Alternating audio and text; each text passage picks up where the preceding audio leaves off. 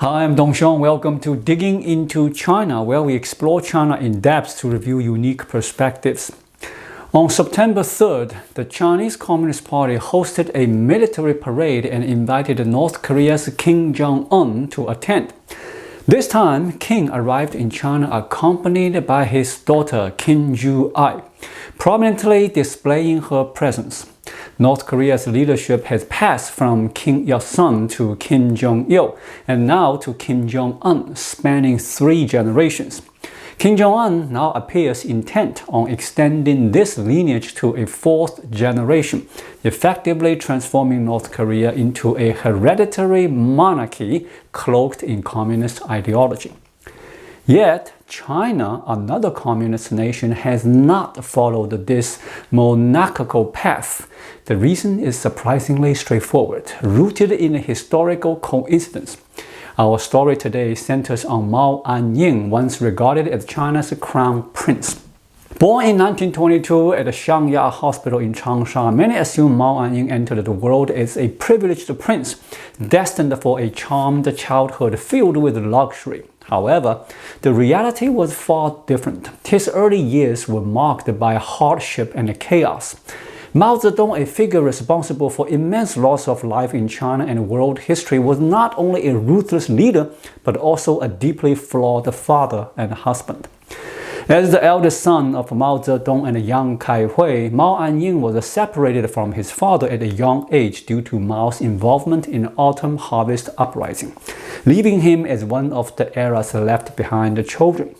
Later, when Mao established himself as a warlord in the Jinggang Mountain, he embraced a lifestyle of indulgence, taking on multiple revolutionary partners while maintaining a nominal marriage with young Kai-hui. This led to a near-total severance of contact with young Kai-hui and her son Mao Anying, who waited desperately for him.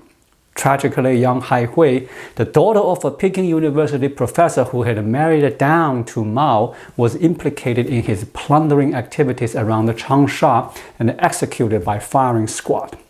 Despite Mao's multiple assaults on Changsha, he could have warned the young Kai-hui to flee, but instead callously allowed the mother of his 2 children to face peril.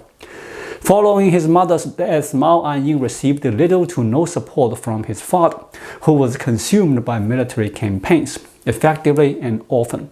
Mao Anying was sent to kindergarten operated by the Communist Party. In 1931, the death of his younger brother Mao Anying from an acute illness further darkened his already bleak existence. Mao Zedong engrossed in his new revolutionary partners but forgot his children, a neglect so stark that even Zhou Enlai, known for his ruthlessness, found it intolerable. Zhou decided to place Mao Anying in the care of one of his agents, Dong Jianwu, under the pretense that he was a martyr's child, securing him a modest living allowance. Though the Communist Party provided some financial support, Dong Jianwu's wife and mother-in-law, accustomed to a comfortable lifestyle, resented the extra burden.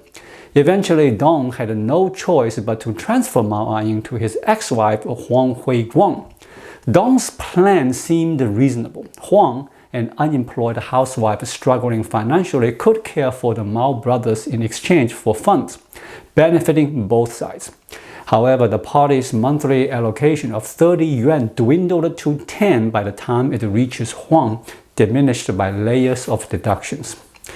Despite this outsourcing, Mao Anying's life stabilized briefly, but in 1933, when the Communist Party's Central Committee fled to Jiangxi province, its financial chain collapsed, halting subsidies for the Mao brothers. Huang, already supporting 4 children as an unemployed housewife, saw her circumstances plummet, and her treatment of the Mao brothers soured rapidly. Forced to do housework, sell newspapers, and take odd jobs to survive, Mao Anying also endured frequent abuse and beatings from Huang. At one point, he and his brother Mao Anying ran away from home, only to be swiftly retrieved by communist agents. The Mao brothers, who had endured hardship and abuse from one household to another, finally saw a turning point in 1936, a chance to reclaim their status as the offspring of the party's leader. This opportunity traced back to 1935 when Mao Zedong re-emerged as the Communist Party's top leader at the Zunyi Conference. In its early days, the Chinese Communist Party functioned as a loyal extension of the Soviet Communist Party, almost like a satellite regime. With Mao's rise, traditional hostage diplomacy became necessary to assure Soviet leader Stalin, who better to serve as hostages than Mao's only two sons, Mao Anying and Mao Anying. At this juncture, northeastern warlord Zhang Xueliang, who had aligned himself with the communists, arranged for the two semi-orphaned Mao brothers to be transported to Marseille, France, and from there to the Soviet Union. Like stray creatures packed into a diplomatic suitcase, the Mao brothers embarked on a journey across the sea. Arriving in Moscow as hostage, Mao Anying saw this as the dawn of a new chapter. His previous life had stripped him of the privileges of a red second-generation elite, and now he was determined to reclaim what was his. He enrolled in the Ivanovo International Children's Institute, a Soviet facility designed to mold the children of revolutionary leaders from countries like China, Germany, Spain, and Greece into loyal Soviet proxies. The Institute's sole aim was to shape these youth into obedient agents who would serve Soviet interests in their home countries. Mao Anying exemplified this process. Upon arriving in the Soviet Union, he committed an act that could infuriate today's Chinese nationalists. He abandoned his heritage by adopting a Russian name, Sergei Yunfu. Later, upon returning to China, Sergei frequently clashed with Mao Zedong over Soviet interests, often to his father's exasperation. From Mao Anying's perspective, this was understandable. In China, Mao Zedong had left him an orphan, while in Soviet Union he enjoyed good food, fine living, and the company of other red second-generation elites from around the world. Loyalty naturally went to the provider. By 1940, with World War II escalating, Mao Anying enrolled in the Leningrad Military Political Academy for 2.5 years for military training.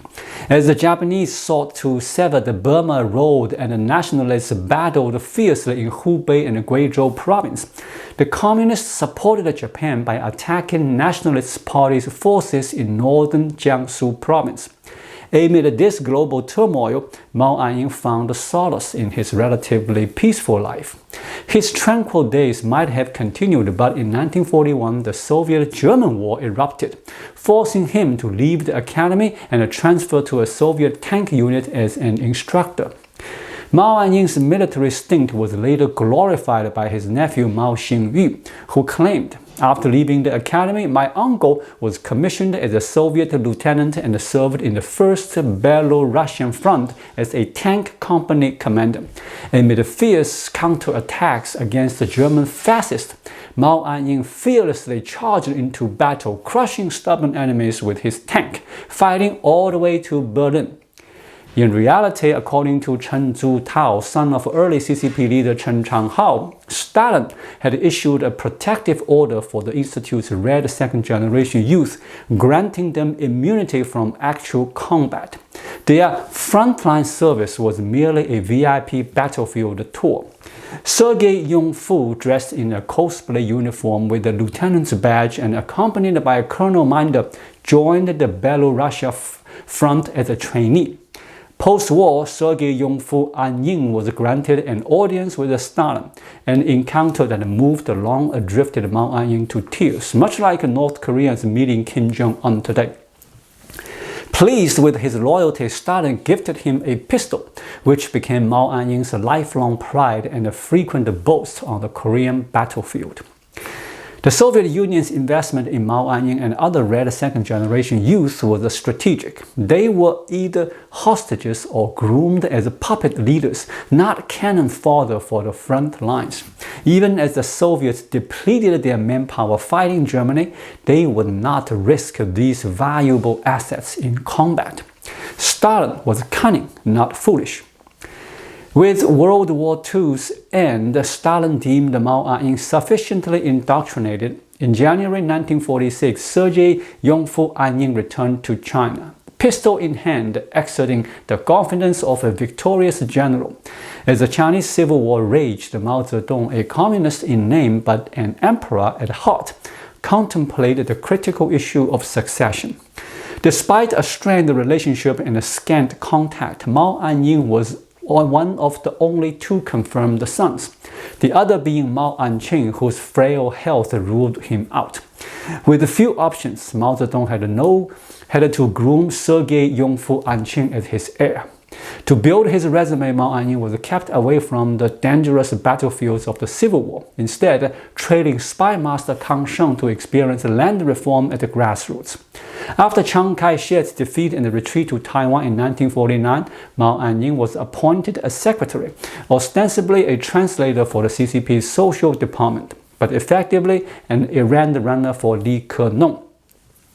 After Mao Zedong seized power, Mao Anying briefly worked at the Beijing machine factory to gain worker credentials, but found the factory life too grueling. Within 2 months, he left for Hunan under the pretext of visiting graves.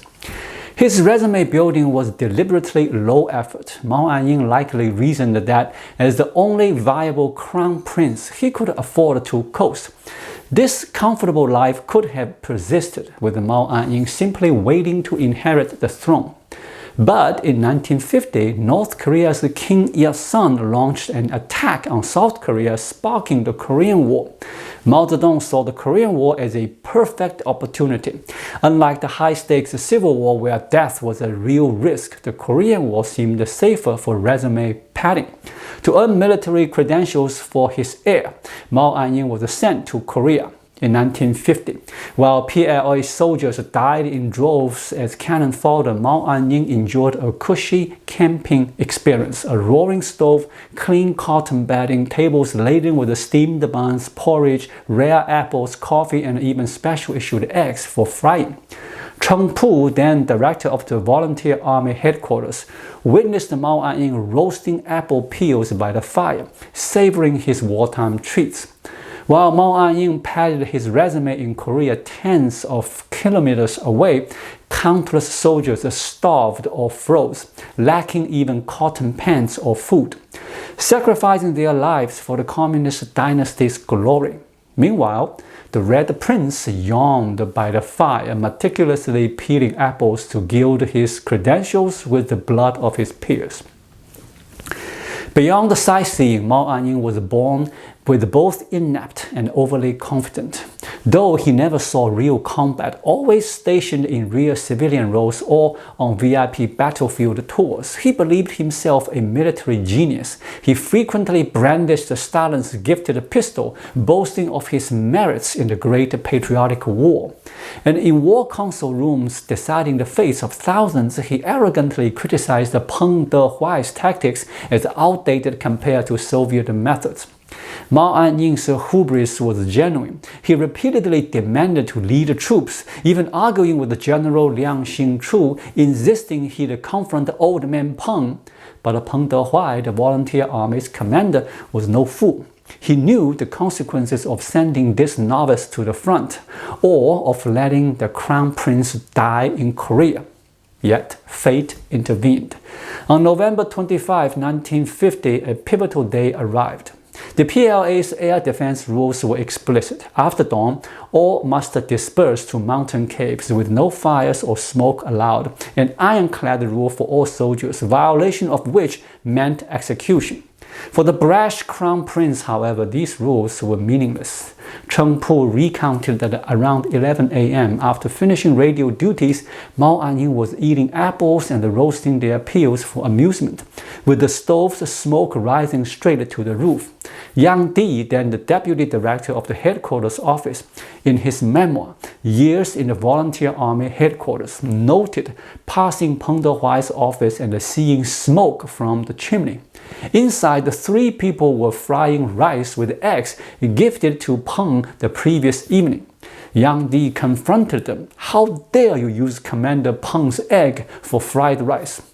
Extinguish the fire immediately." For ordinary soldiers, cooking over a fire would have meant immediate execution. But the Crown Prince flouted the battlefield rules as if they were more suggestions. This recklessness proved costly. As Mao Anying shoveled egg fried rice into his mouth, American bombers delivered napalm. Instead of rushing to a shelter as protocol demanded, Mao Anying hid under a table. This Soviet lieutenant, the celebrated war hero and Stalin pistol bearer, resorted to the instincts of a schoolchild in an earthquake drill, clinging to a table leg. Had he possessed even basic military discipline, he might have survived. The CCP offers an official account through Hong Xuezhi, former PLA logistic chief. That morning, after an early breakfast, Mao Anying dispersed to the mountains with us, but later returned to the house for unknown reasons and was killed in a bombing. While seemingly different, Hong's version aligns with Cheng-pu and Yang Di's, omitting key details. The bombing was triggered by Mao Anying's fire, whether for roasting apples or frying rice, drawing American planes, after which he hid in the house and died. For the CCP and its supporters, these details are inconvenient. Hong's vague "ran back to the house" was spun by propaganda into a heroic act of saving documents, transforming Mao Anying's foolish death into that of a war hero. This narrative is illogical. Air defense orders mandated sheltering in caves. Documents could have been secured elsewhere, and a prince would not risk himself for them. With his defiant attitude, Mao Anying would likely have ordered a subordinate to retrieve anything critical. The CCP's story falters, yet it denies the apple or egg fried rice accounts. Every November 25, Mao Anying's death anniversary, the CCP reacts as if under attack, deploying online defenders to refute these stories for decades. This has created a bizarre Chinese taboo. Mao Anying's death is unrelated to egg fried rice or apples, but mentioning them on this day is forbidden. Cooking blogger Wang Gong faced online harassment and bans for posting an egg fried rice tutorial near this date, birthing China's infamous egg fried rice legend. Mao Anying's death was not an isolated tragedy, but a reflection of the communist regime's absurdities. A 28-year-old with no combat experience, gilded repeatedly since his Soviet days, Mao Anying wielded his prince status to act with impunity in Korea, flouting orders by lighting fires, roasting apples, frying rice, and critiquing seasoned commanders. His death was a tragedy for Mao Zedong and Peng Dehuai, who faced Mao's lasting resentment and later purges. But for the Chinese people, it was a fortunate turn. With Mao Anying gone, Mao Zedong had no viable successor. His only surviving son, Mao Anying, suffered from severe mental illness and was unfit to lead. Mao was forced to rely on his wife Jiang Qing, a non-blood relative, offering China a chance to avoid North Korea's hereditary path. Mao Anying's arrogance was a misfortune for Mao Zedong, but a stroke of luck for the Chinese people. Thank you so much for watching. If you find this video helpful, please like it, drop a comment below, and hit the subscribe button right here. It really helps YouTube suggest my video to others. I'll be back with more content soon. Until then, be well.